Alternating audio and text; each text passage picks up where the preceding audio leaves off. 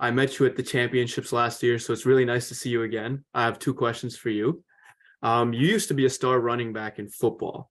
Did any of the techniques that you used in football translate into your MMA skills? And if so, which particular moves were like influenced by your football? Yeah, I think as a running back, I had to do a lot of agility drills, ladder drills, footwork stuff. So I think a lot of that transferred over in terms of footwork.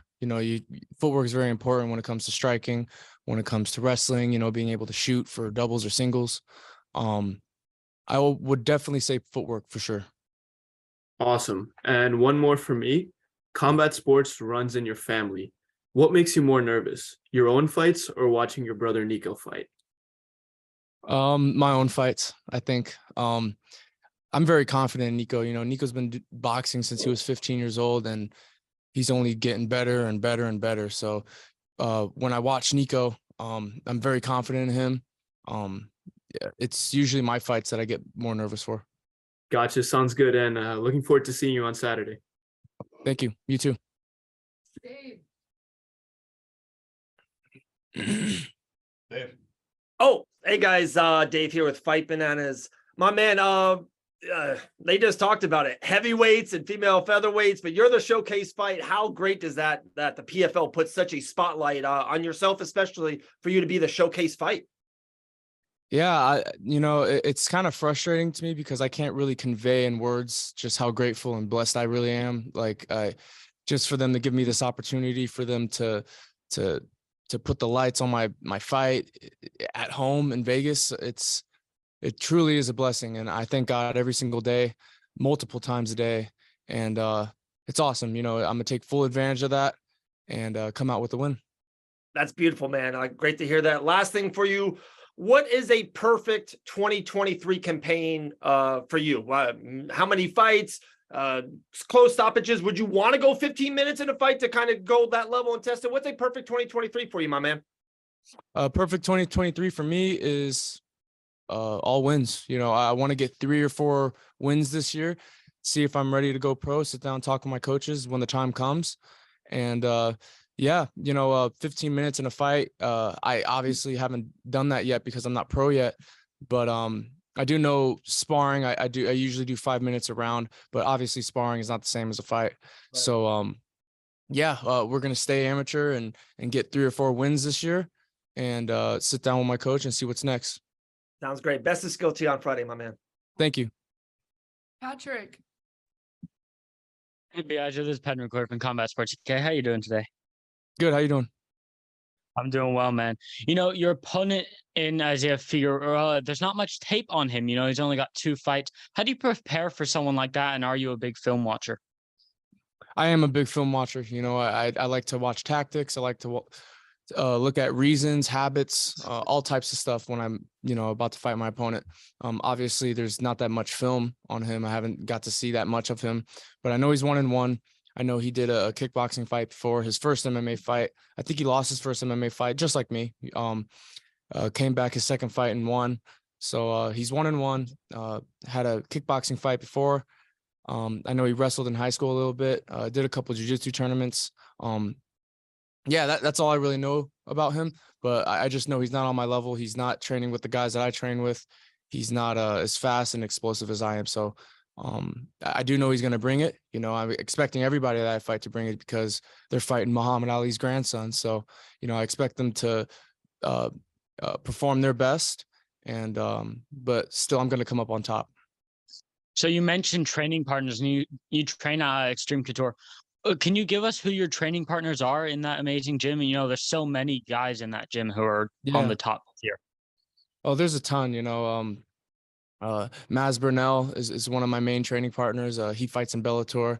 Jeremy Kennedy, he also fights in Bellator. He's ranked. I think he's fighting for the belt soon. I have another amateur that I train with a lot. His name's Blake Monty. The dude's a savage. He's going to be really good.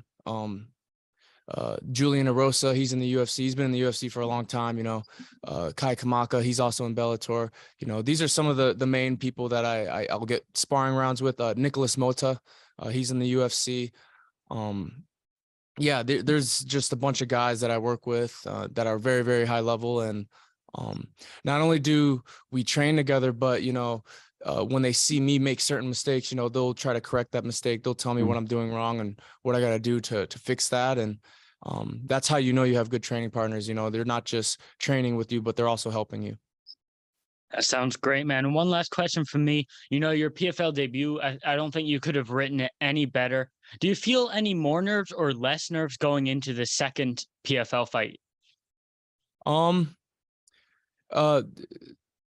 last fight, I was pretty nervous because I haven't fought on that kind of stage before, but now I have. Now I know what it's like to be in the smart cage, to fight on ESPN, to fight in front of a big audience, to open the card for a world championship fight.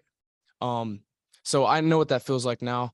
When I was at the event last week, I kept thinking to myself, oh, like I feel almost used to this now. Like now I'm really used to it. Now I'm really excited to fight. So I would find myself a lot more excited for this fight overall. But of course, every fighter is going to be nervous before a fight. If a fighter's telling you that they're not nervous, then I think they're lying. Good luck on Saturday night, my man. Thank you. Curtis Calhoun. Hey, Biaggio, this is Curtis Calhoun here with MMA News. Good to talk to you again, man. First question for me. Has the PFL spoken to you about the path to turning pro, or give us kind of an idea as to what that transition would look like and when it could happen? I'm not really sure. The PFL is a great organization. When I told them, I'm going to wait to see if I'm ready to turn pro with my coach, they were all okay with that. And I'm very grateful to be signed with an organization that is okay with my journey and the steps that I need to take, that I feel I need to take in my journey. This year I plan on getting 3 or 4 fights and then sitting down with my coach and seeing what's next, and the PFL is 100% okay with that. And I'm just super grateful that they are, because I'm not here to try to rush. I'm here to get experience and to be ready to go pro and be really good. So, yeah. What are some of the biggest things you've learned about yourself, physically, mentally, emotionally, since you made that full-time move to MMA from football? I just felt myself in a better mental state. I feel my confidence got a lot better. I feel better physically. I'm not doing what I used to do before I got into MMA. I was lost at some point after football. So, it really dedicating myself to the sport has really helped me emotionally, physically, spiritually. I feel closer to God. I feel just overall better as a person. So, and as a fighter. So, I'm just really grateful. Last question for me. I feel like whenever we do these media calls or whenever you do an interview, there's that tag of, Muhammad Ali's grandson, right? So how important is it for you to create your own legacy in the sport and not just being known as Muhammad Ali's grandson? Yeah. I think it's very important. Every fighter wants to create their own name and make their own legacy. That's what I'm trying to do. But overall, in the bigger picture, that I don't really care.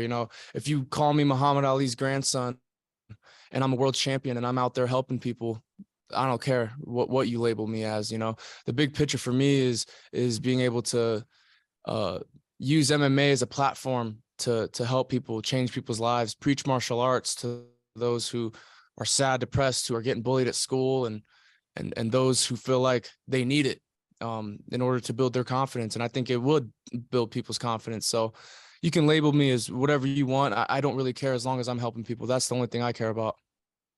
Appreciate the time, man. Thank you. Thank you. Lorenzo.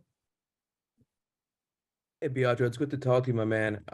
You've picked up 2 straight wins on the amateur circuit, and both have been by first round stoppage. I know you'll always take a win, but is there any part of you that really wants to be in that 3-round grueling fight? Is there anything appealing about that to you from a competitive standpoint? 100%. I do want to eventually, it could be this fight. I'm just ready to go to war. I have a theory in my head that the most the best fighters are the ones that could take the most damage and keep going. You know, if you're beating the crap out of somebody and the guy's all bloodied up and he's still walking you down and walking towards you, you know, that's a scary dude to beat. And you're going to think to yourself, how do I beat this guy? So that's the fighter I want to be, you know, and a lot of that comes with grueling 3-round fights, 5-round fights, or 3 5-minute round fights, you know. So that's, as a fighter, that's what I want to be. You know, I want to be that grueling fighter that's not going to go down. You're going to have to kill me in there. And just like trying to pick your brain as being, you know, pretty fresh into the MMA scene in terms of competing, more on that point, is there any part of you that maybe would feel like you're really not a fighter until you've had that type of fight, whether it's pro or an amateur? Yeah, I actually do agree with that. You know, it kind of makes me, I'm a little insecure about it that I haven't gone into a 3-round war yet. So I'm ready for it. You know, I'm ready to get into a 3-round war, test myself, test my limits, and see what I can do when crap hits the fan. You know, so I 100% agree with you. I do feel like once I get into a war like that, like I really am a fighter. You know, I am obviously a fighter, but I do want to see what it's like to go into a grueling 3-round war. Spoken like a true warrior, man. Appreciate the time. Thank you, and can't wait for Friday. Thank you. Cassandra? Hi there. A couple of questions. One, to start with the fact that you actually get to work at home. And how do you feel that having kind of the distractions of preparing at home is part of your development? I'm sorry, could you repeat that? Yeah, again? yeah. How important is it for you to be able to handle the distractions of having to work from your home base? How important is that in terms of being in your development as a professional? I think it's very important. You know, obviously you don't want to have those distractions, but you know, the people I surround myself with, my family, my teammates, these are the only people that I'm really surrounding myself with leading up to a fight. That's here in Vegas, technically at home. So I do think that it's important to cut out the distractions, but I don't really have that many distractions right now. You know, I'm only surrounding myself with my loved ones, the people that love and support me. And come the night before fight night, you know, I'm going to be off social media. I don't really care about social media. I'm just ready to fight. You have kind of emerged as an athlete in Las Vegas most of your life. How have you seen Las Vegas kind of like emerge as a real sports town? Yeah, it's grown a lot, you know, and it's nice to see my city, you know, the city that I grew up in, start to gain all this traction in sports. You know, obviously the Vegas Knights have been doing their thing, and their first year, I think they almost went to the Stanley Cup or something like that. But I hear there's a baseball team that's going to come here. Hopefully we get like an NBA team. You know, obviously we have the Raiders now, so it's really beautiful to see, you know, Vegas, you know, my hometown, the city that I grew up in, turn into a sports city. Because I remember when I was a kid growing up here, I always wanted an NFL team. Now we got one. Now we got, you know, before the Knights, you know, we had the Wranglers, and I would go to the Wranglers hockey games. But now we have the Knights. So it's dope to see Vegas turn into a sports town now.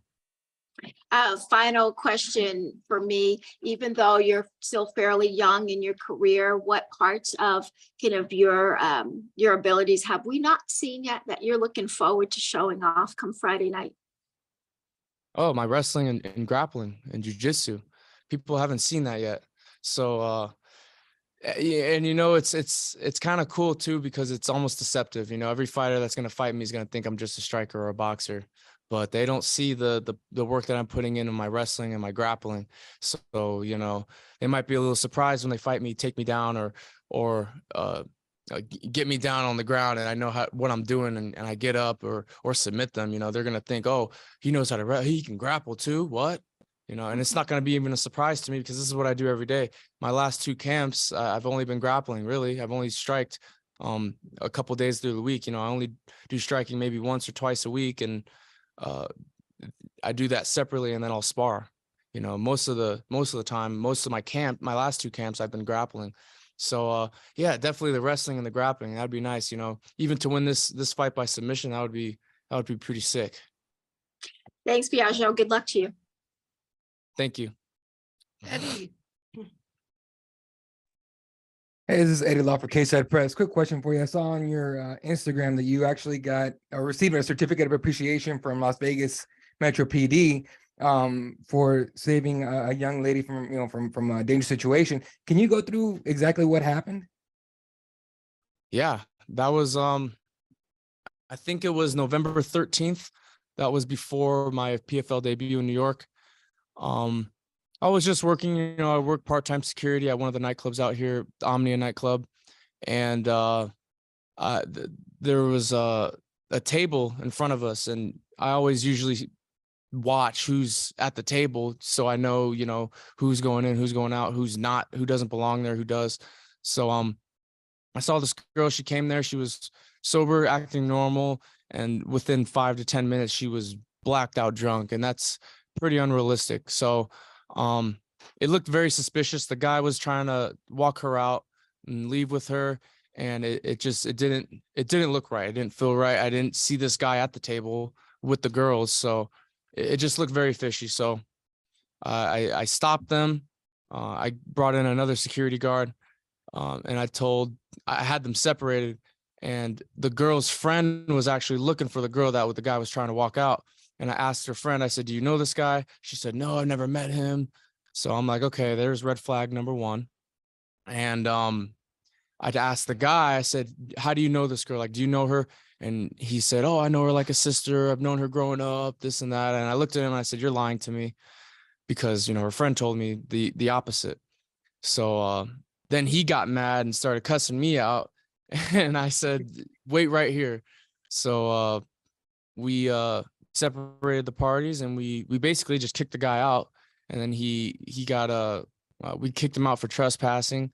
And I actually didn't know until the day I got the certificate that he actually had the girl's phone. So who knows what could have happened, you know. I was just doing my job. I definitely assumed that he spiked her drink or something like that, because nobody acts like that 5 minutes after drinking. So yeah, they awarded me, and yeah, that's pretty much what went down. Hey man, good on you, man. Appreciate you. Good luck. Yep, thank you. Jake, Hey, Biaggio. Jake Noack from the Scrap News here. Just wondering, you said you're at Extreme Couture, great gym. Who's going to be in your corner for this one? I have my head coach, Dennis Davis. He's pretty much the head coach of Extreme Couture. And I have my striking coach, James Gifford. And like, what kind of energy are those guys going to bring to your corner? What do you like from them? Why those two? Oh man. Well, James Gifford is he's been a striking coach in MMA for a very long time. He worked with Frank Mir. He's worked with Misha Tate, Conor McGregor, just a bunch of guys and girls. And Dennis Davis he's the head coach of Extreme Couture. He's coached God knows how many names, you know. He's been in the fight game for a long time. He fought a lot of great guys like Nick Diaz and stuff, Clay Guda. These two guys, you know, they're family to me. You know, James Gifford was my my brother's boxing coach before he switched coaches, and he was his coach in the amateur scene, and a lot of what my brothers learned is from James Gifford. These two guys, they keep me very calm. You know, Dennis, he keeps me very calm and making it seem like, you know, going into a fight is like taking a walk into the park. You know, it's no big deal. I go to the grocery store and look at some person. They don't care if I win or lose. They don't care about my fight, you know. So Dennis he likes to keep me very calm and give me in the mindset that going into a fight is like going to cook some food, you know. So same thing with, you know, James Gifford. I call him Giff. He keeps me very calm. He lets me know that I'm the dominant one. I'm gonna be the leader of this dance on Friday. So I'm very grateful and blessed, beyond blessed, to have both of them in my corner, because I told them my perfect corner would be James and Dennis. And it's a big dance, dude. Co-main event slot of the prelim card as an amateur. Like, what is that? Obviously, you know, Ali's your grandfather. You got that hype, but just yourself getting that slot so early on in your career, what does that mean to you? It's amazing. It means a lot to me. I do know that because of who I'm related to, there was an inch of me that was almost not surprised, especially, I believe I was blessed with a great athletic ability, speed, confidence, explosiveness, fight IQ.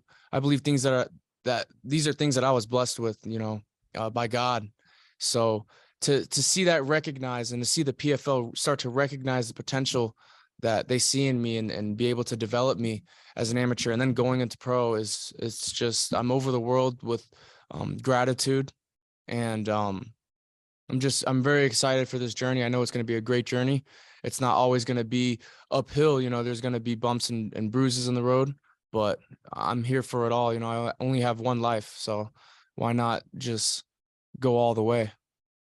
Awesome, man. Thanks so much, and best of luck. Thank you. All right, Ali, last question for us. Hi, Biaggio. I'm Hello. Elle, Fight Bananas.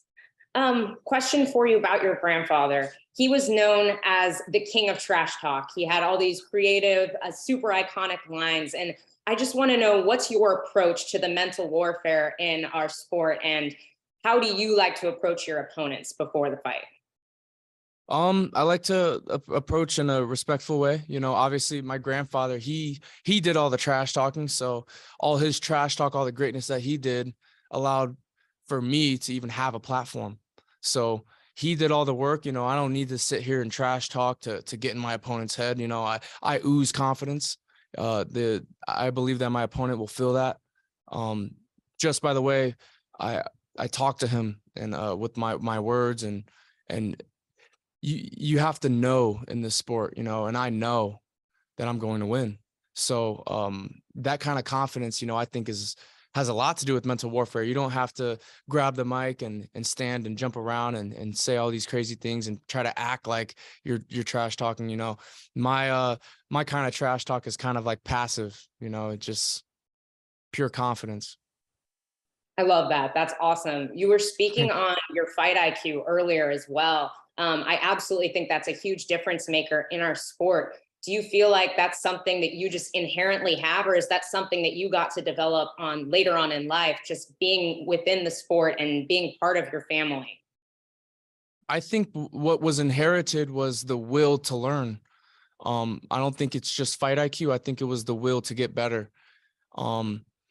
After practice, I do homework. There's fighters that I watch where I take notes.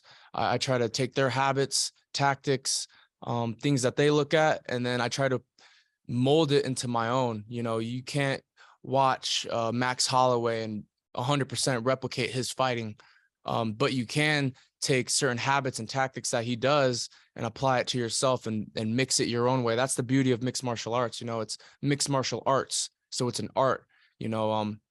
If you're a painter and you're looking at Picasso, you can't completely replicate Picasso, but you can take certain techniques that he does in order to mold it into your own painting and make it your own. So that's the beauty of mixed martial arts, is you can do stuff like that. And that's what I do. I take advantage of that. Thank you so much. I appreciate it. I'm really looking forward to watching you develop in the sport. Thank you.